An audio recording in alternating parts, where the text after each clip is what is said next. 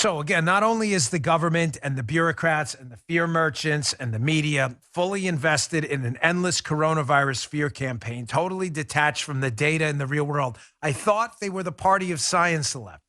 There's a fascinating piece by Matt Ridley in his blog, conveniently called the Matt Ridley blog. Bold name, but it's a great piece. It'll be in my newsletter today. Read it. It's short. It's probably no more than 400 words. Bongino.com/newsletters. Again, how you subscribe to the newsletter. It's all free. He says, virulent does not mean infectious. There's some fascinating information on this. Listen, I'm not an epidemiologist. Again, I don't pretend to be one. But facts are facts, whether you're a medical doctor, a researcher, a PhD or not. And any sane person should be able to read facts and interpret the data. It's not complicated. You have a basic background in science. So Ridley brings up some fascinating points about how common respiratory viruses and their mutations evolve. He says this. He says respiratory viruses, i.e. like colds and flus, they tend to evolve to be more transmissible, but less virulent. They do better if you go out and about and meet people. He says this is not true of insect-borne or waterborne viruses, which don't care how sick you are. Insects or water do the going out about for you. Come to me for a second. I'm going to come back to this one, guys. Sorry. I don't mean to confuse everyone in the production crew here. What he's saying is that respiratory virus, they don't have brains or neurons. The only goal of a virus, it's not even a goal, it's just how evolution works, is to spread. So the best way for a virus to spread is to become, let leftists get ready, the clawing's going to start at the faces, become more spreadable. Develop spike proteins on the virus that better attach to receptors in the nose and the respiratory tract. They evolve to do that. They don't think about it. They just do it. The ones that evolve and mutate through natural processes to become more infectious are the ones that will infect more people.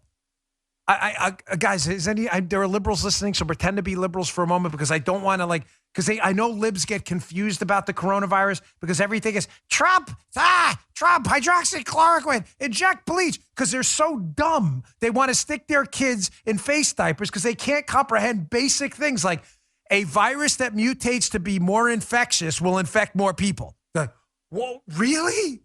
Yes, that's how respiratory viruses work. But on the other hand, as Ridley says in his blog, they typically evolve to be less virulent. Why? Because as Guy said this morning, you want it to be infectious, but not necessarily kill the host. Because if the host is dead, he can't spread the virus. Why are we doing this? Is like, why I feel bad for you, my regular listeners who have to hear this stuff. But I promise you, there are some insane people who are really hearing this for the first time. Like, no, Dan, I watched the movie once with Dustin Hoffman, and the virus killed every single person on planet. Really? Then who'd the virus infect? No one, because they're all dead. Respiratory viruses don't work that way. They evolve to be more transmissible, but less virulent, because it's no good to kill the host. He makes a good point, though.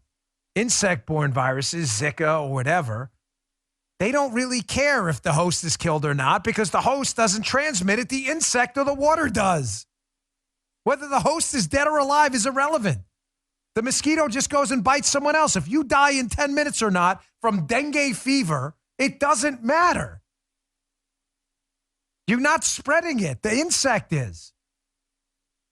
For libs, listen, is this okay? Are you getting this? So what happened? Go back to the first piece again. Yeah, that's it. Right. White doesn't kill the insect, it kills you. Right. He says that's why, this is Ridley's blog again, quote, that's why there are 200 kinds of the common cold, none of which is virulent, including OC43, a coronavirus that probably caused a terrible pandemic in 1889, but now, through mutations, is a fairly mild and common cold. Doesn't do a lot of good to kill the host. Folks, the coronavirus is a respiratory virus too.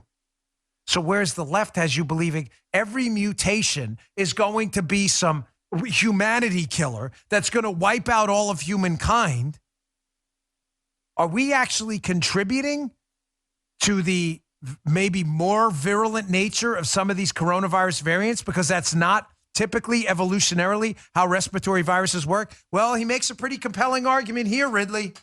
One I strongly consider you to take into account, even if you're a liberal who right now wants to scream, it's bad, Trump, hydroxychloroquine. Listen to this.